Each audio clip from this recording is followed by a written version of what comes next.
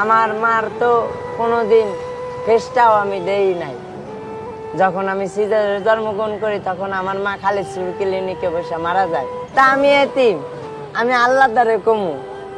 আমার যা কষ্ট হইতাছে না, আমি মানুষের দাদা হাত পাইতে পাইতে খাইতেছি না, আল্লাহ দেখতেছে না। আল্লাহর বিচার একদিন করব। এই রাষ্ট্রে কি কম মানুষ আছে?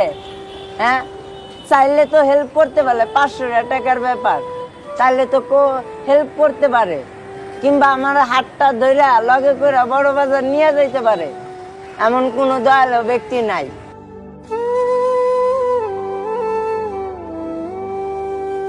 ভাইয়া, জি ভাই বলেন।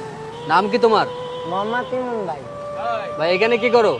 ভাই বোতল কুড়াইতেছি। এর ভিতর কি দেখি? বোতল ভাই। এর ভিতর বোতল? জি ভাই। তোমার বাড়ি কোথায়?